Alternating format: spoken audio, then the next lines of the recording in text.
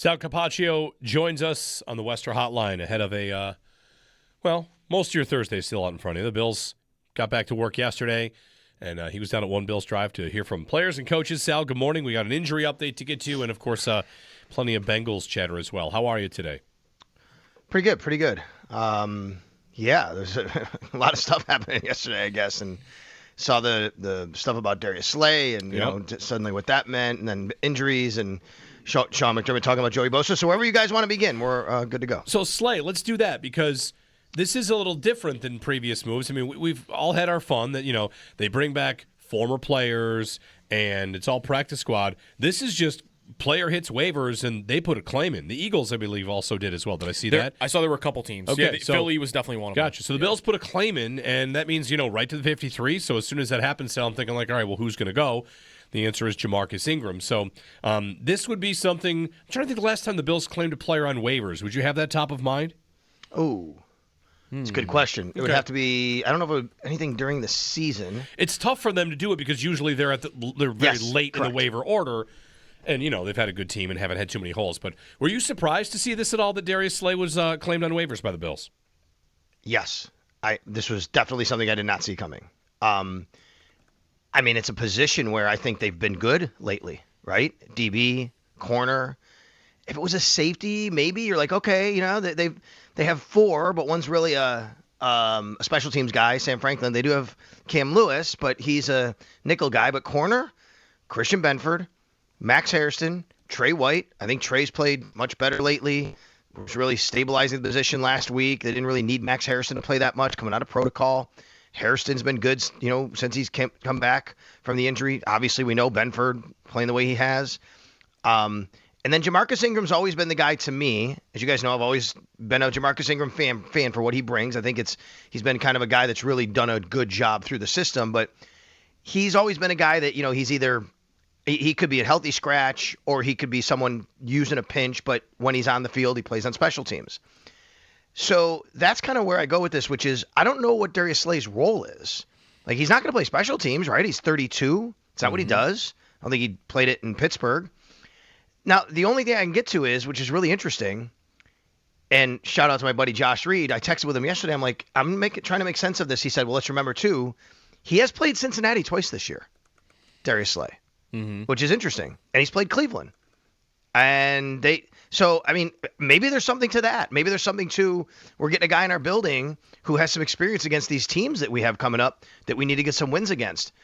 But, man, if you're doing that for that reason, it feels like, well, you got to claim a guy, pay him, put him on the 53, release one of your own that you like who's a little bit younger, who does some stuff for you. It's just super interesting. Unless there's an injury that we don't know about to somebody, but there was nobody on the injury report or a suspension coming. I'm not putting that out there. I'm just saying that then it would make more sense because I'm trying to figure out what the goal was here and what Darius Slay's role is. Yeah, because it would make more sense, Sal, if Tre'Davious White had been really hurting them in recent weeks while he's been splitting time with Hairston. But it seemed like, and I think the numbers back this up, that really since the Miami home game where he got lit up by Waddle, that White has kind of stabilized when he's been on the field.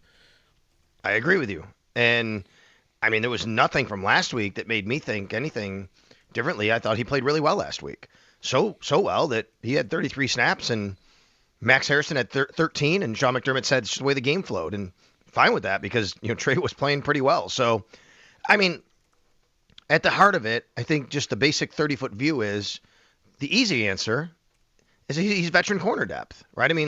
You could never have enough veteran corner depth, and if you feel that you're going into a stretch run against Joe Burrow and Jalen Hurts and Drake May the way he's playing, and you're going to have to, you're going to see some of these teams in the playoffs. That is not a bad thing to have veteran corner depth. It never is. Totally understand that.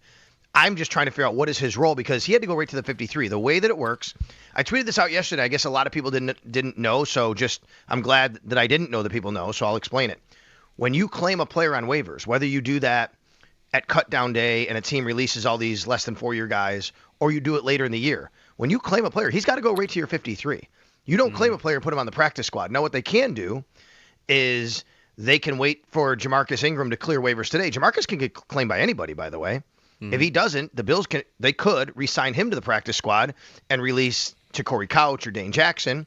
They also could wait a day and then release Darius Slay and then hope to put him on the practice squad, but that's not going to happen because we know other teams already tried to claim him. So what are you going to do? Put him back on waivers and just lose him for nothing? Yeah. Like, it wouldn't make sense. So he had to go on the 53.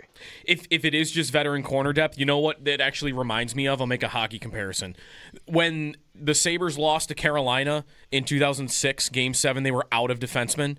What did Darcy Regier do the following trade deadline? 2 defensemen. He acquired a bunch of 7th defensemen that they didn't need because how did the season end the year before?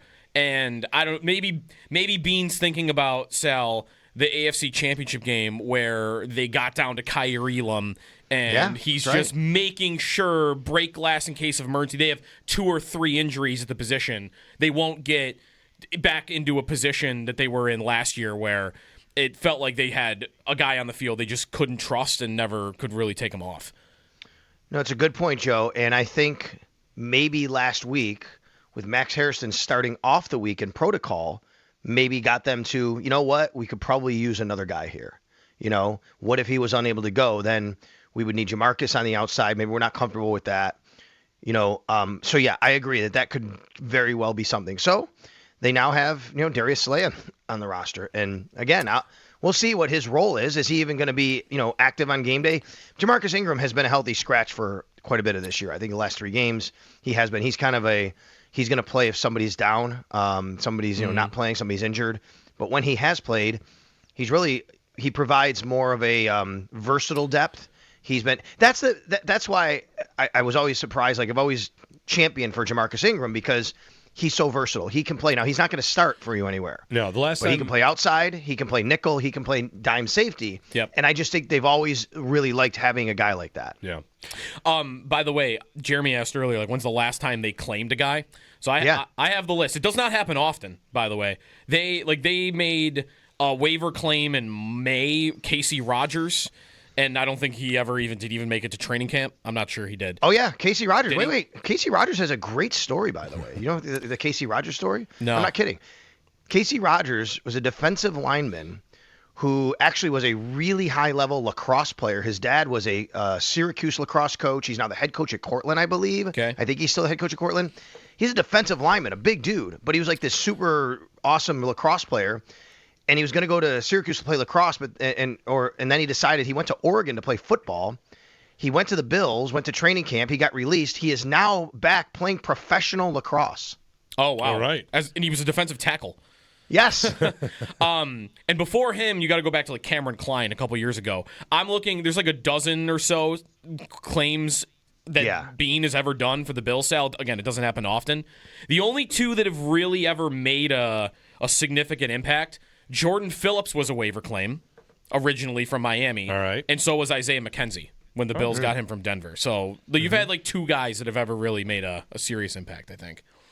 All right. Yeah, I mean, it's an interesting move. So we'll see what the plan is for them and why they did it. And then today we'll be on the lookout. Later today we'll know if Jamarcus Ingram clears waivers.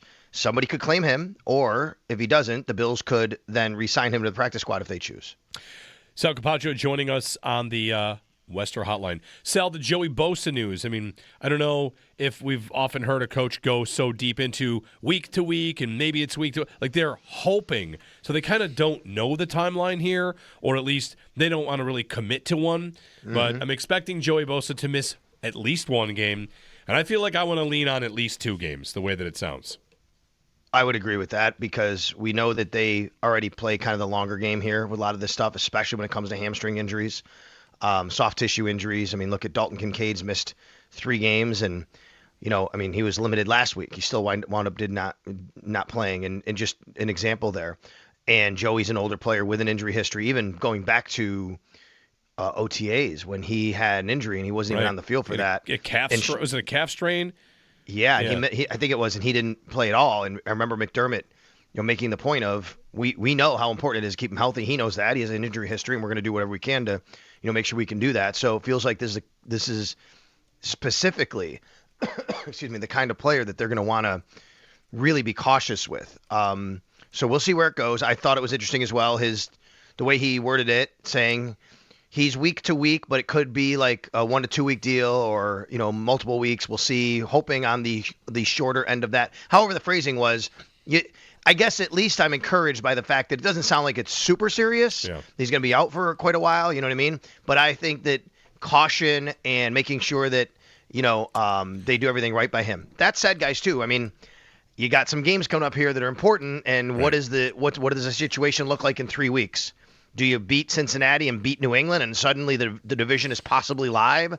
Do you split the next 2 games? You lose at New England, lose the division? Like, I think a lot of that probably comes into play at some point here with some of these guys and how they're managing, who they want on the field. To that point, Sal, like McDermott said, we know our backs are against the wall. And when he said that, like their backs aren't against the wall to make the playoffs, he means that for the division.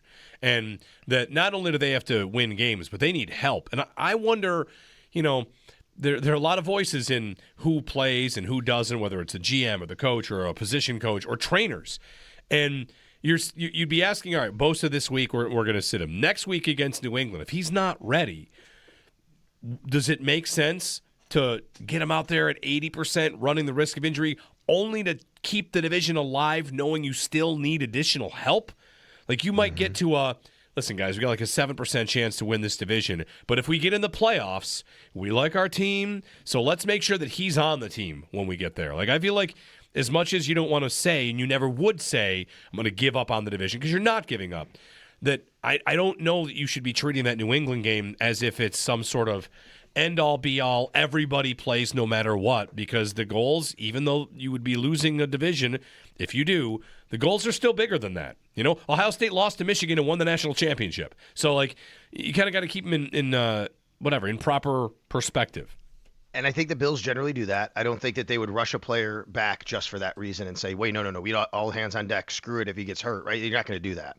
They're going to do what's right by him and what's right for the long game. And I think that, and this goes back to even the Josh Allen discussion we've had going back to the offseason, where I've said many times, if you just listen to McDermott and Bean, it's clear their philosophy is we need to keep our quarterback healthy all year. Like, that's our ticket. We can't get our quarterback hurt. And if he is hurt in the playoffs, we don't have much of a chance. So you got to make sure that's the case. And I think that the way they play football is a reflection of that. I don't think they'll make a decision based on simply, oh my God, we got to beat New England if Joey Bosa isn't ready to play. They wouldn't do that. And I think Joey knows that too, that, he's got to be healthy and ready to go when the games, quote unquote, matter more, it come playoff time. What about Kincaid, Sal? Yeah, I mean, so it is interesting that he has a knee now listed with the hamstring, but he also was limited. So, and just so everybody's clear, they had a walkthrough yesterday. And a walkthrough practice doesn't mean they were limited in the walkthrough or did not participate at all in the walkthrough, which is, I guess that would be possible because guys with the injuries. But it's an estimation of what the player would have been had it been a full practice. So I don't want to go to, did he do something to his knee during practice? You know what I mean? Like, I don't think that would be the case here because it was a walkthrough. I think it's encouraging. He's still limited despite having the 2 different injuries listed. Is it something that's, that came back up? Or is it just something they're managing? Because I could also see a scenario where he's got the hamstring. We're going to get him a little bit more ramped up. Let's just make sure the knee is good too. So, you go through that process of it. So you list him. I don't know. We'll see a little bit more today. They'll be back on the field today about 12:30. Tight ends who, by the way, have roasted Cincinnati this year.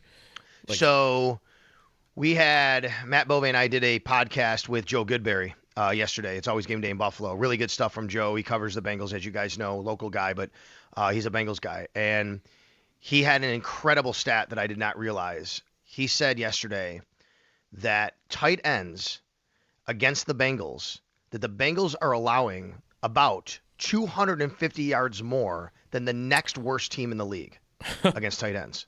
They're the worst team in the league at allowing yards against tight ends. The next worst team is about 250 yards less than what they've allowed. That's how bad they've been. Yeah, 5 tight ends this year have gone over 90. There's big games like Colston Loveland at 118 a couple of weeks ago. Hunter Henry at 115. And then on the offensive line, also, so Brown. Can I also just real quick, Joe, say this?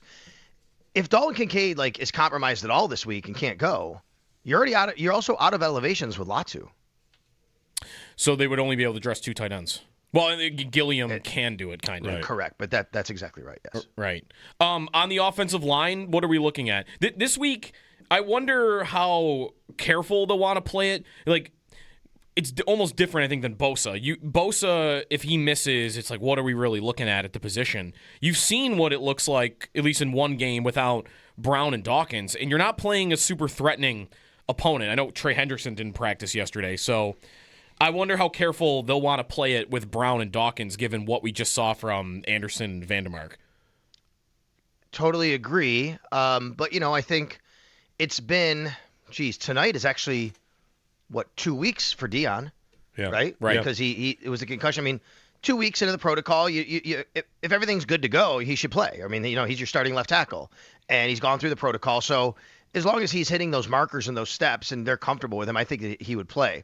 Brown, I think, because it's a shoulder injury and you want to make sure that, he's able to do everything he's able to do with the shoulder. That's something I think that you think about last week, how well those guys played, and kind of the same situation in a way about Bosa, which is don't put him on the field if you think there's any compromise of. One of the things you always have to think about is re-injury, right? Is he in a position where he could get re-injured a lot more easily because something isn't quite as stable? He did tell us he feels like he's getting close. I don't know what that means. You know what I mean, Spencer Brown, that he feels like he's getting close, and he met with the media yesterday, he talked with us, so that's good news. So we'll see where it goes with the offensive line.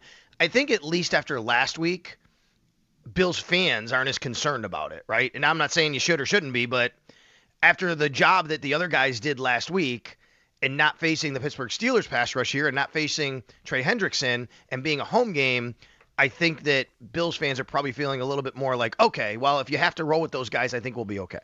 Sal Capaccio on the Western Hotline. Sal, thanks very much, and we'll keep watching because concussion protocol is the next thing to track for Deion Dawkins. Also for T. Higgins, who was in concussion protocol this past week. And we'll see if the Bills add anyone else with a Christmas pun in their name. Right. All right. Start scouting. Oh, yeah, Slay. That was the one yesterday. I told Yana, I said, boy, the Bills claimed a guy off waivers today. Who? Darius Slay.